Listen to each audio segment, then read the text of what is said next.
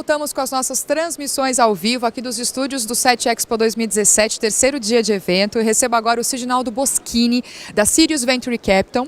Ele acabou de participar de um painel sobre tecnologias disruptivas e veio falar para a gente um pouco sobre startups, ideias inovadoras, esse mercado que ele realmente está bem aquecido. Certo, Siginaldo, seja bem-vindo. Correto, muito obrigado. Queria que você falasse para a gente o que é uma startup, porque a gente estava conversando aqui um pouquinho antes da transmissão e pode ser que o conceito que a gente tenha de startup não seja o correto, né? Isso, na maioria das vezes as pessoas, os empreendedores, têm um conceito dúbio e muitas das vezes equivocado do que de fato é uma startup. A startup nada mais é do que um conjunto, um grupo de pessoas que busca desenvolver um modelo de negócio, modelo esse que seja escalável e flexível e que atua num ambiente de extrema incerteza. Por que num ambiente de extrema incerteza? Todo negócio iniciante tem diversos desafios, desde a montagem da equipe, desde a falta de recursos para empreender, desde do desconhecimento do mercado para com o produto ou serviço que pretende se ofertar. Então todos esses desafios e outros mais fazem com que esse empreendedor se encontre num ambiente de extrema incerteza, onde a chance de sucesso acaba que é muito pequena. Como a gente conversou também, startup não é uma microempresa. E eu acho que é até importante a gente, na verdade, como você falou, a microempresa está inserida, na verdade, no conceito de startup, depois de modelo de negócio, né? A startup, o empreendedor, quando ele tem uma ideia, ele está no início desenvolvendo o modelo de negócios, nós definimos que ele já é uma startup. Depois que essa ideia, esse modelo de negócio, a ideia já está pronta, já existe o protótipo, esse protótipo vai ao mercado, a empresa ainda continua sendo uma startup. Mesmo depois do produto já pronto e já se inicia a venda desse produto ou serviço, a empresa ainda continua startup. Nada mais a startup é uma empresa iniciante, que está na sua fase inicial do seu período. O Facebook já foi uma startup, o Google, quando se iniciou, foi uma startup e assim por diante. Agora, falando do seu painel, no caso das tecnologias disruptivas, eu queria que você falasse para a gente como é que está o mercado de startups com esse tipo de tecnologia, no caso, né, que seriam basicamente de ideias inovadoras. Como está esse mercado aqui no Brasil? Então, o Brasil cada vez mais vem surgindo, do ponto de vista nosso de investidores, cada vez mais vem surgindo startups inovadoras, startups disruptivas, principalmente startups ligadas a fintech, então startups financeiras, startups ligadas ao agronegócio, que nós denominamos de agritech, que hoje são a bola da vez para o investidor, para o investimento.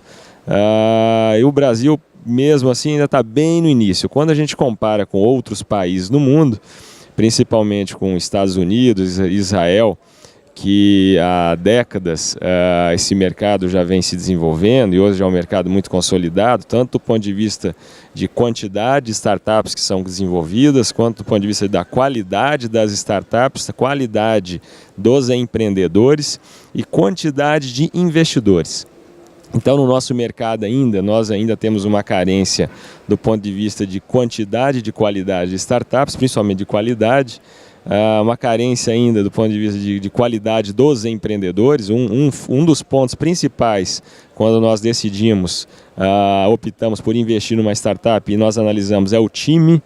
Então o time, ele tem que ser um time completo, uma startup, uma empresa não pode ser uma empresa de uma única pessoa, tem que ter no mínimo 2 pessoas. Se é uma startup de tecnologia, uma dessas pessoas tem que ter know-how, tem que ter conhecimento tecnológico, tem que ser a pessoa que vai desenvolver ali o core business do negócio. Ele não pode querer terceirizar o seu core business. Se ele pretende terceirizar o core business, nós já descartamos essa startup, nós não investimos nessa startup. Então, esse é um dentre outros tantos pontos fundamentais na hora que nós decidimos realizar ou não o investimento. Queria que você falasse agora um pouquinho sobre a comparação, se a gente pode comparar, né, o mercado brasileiro de startups com o resto do mundo. A gente tinha conversado isso assim na prévia, né, que de fato você falou que dá para comparar, mas eu queria que você detalhasse um pouquinho mais para a gente. Isso.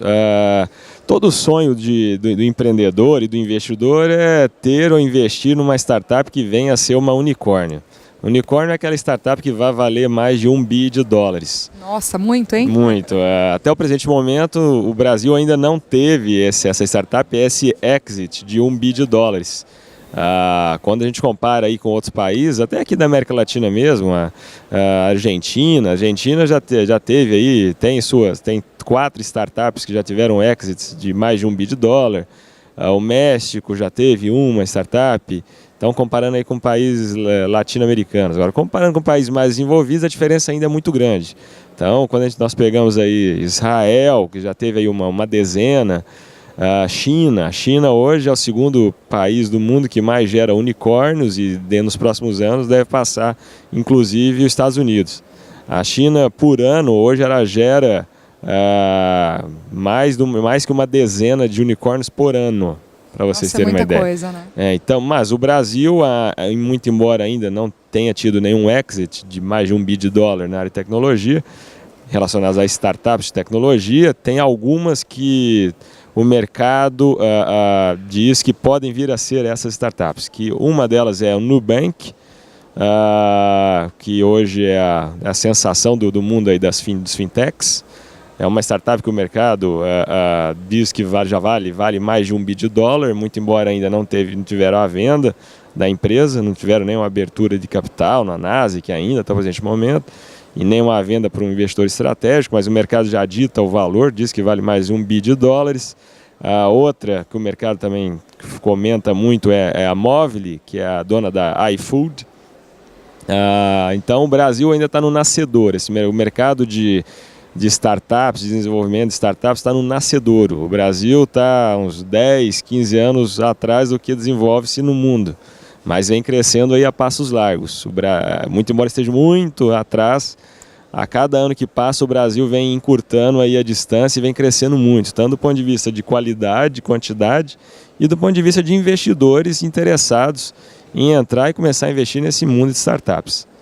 Excelente. E para encerrar, eu queria que você, por favor, falasse algumas dicas para justamente as pessoas que estão nos assistindo, startups no caso, dicas para otimizar os negócios, pensando, claro, nesse mercado audiovisual também. Maravilha. Então eu vou citar aí alguns fatores chaves de sucesso que nós, ao longo da nossa experiência, aí, ao longo dos últimos 12 anos, a gente acabou detectando nas empresas que a gente investe. O primeiro fator chave de sucesso para uma empresa, para uma startup, é o timing. Então é a hora certa de entrada no mercado. Grande parte das startups erram a hora de entrada. Ou entram muito cedo ou entram muito tarde. Então a hora certa, o timing certo vai ditar o sucesso ou não do teu negócio. O segundo ponto, o time. Geralmente por trás de uma startup brilhante você tem um time fantástico.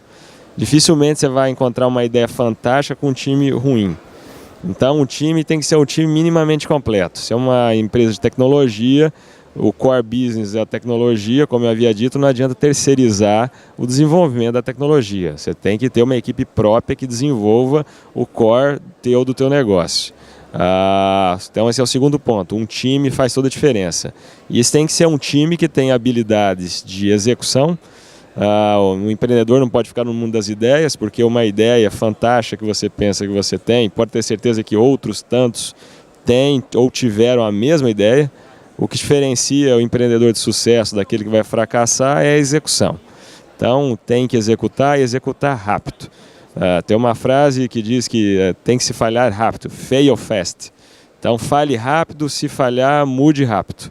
Não insista na falha, que o mercado ele é dinâmico, então não insista na falha. Cada vez mais dinâmico. Cada vez mais dinâmico. Então fale rápido, porque se você demorar para falhar, você vai perder muito tempo, perder muito dinheiro, enquanto outros competidores vão já estar muito na sua frente.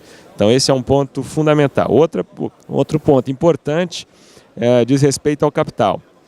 Então não queira numa fase inicial de uma startup, não queira pensar que você precisa de muito recurso. Primeiro que você não precisa, segundo, você não vai conseguir.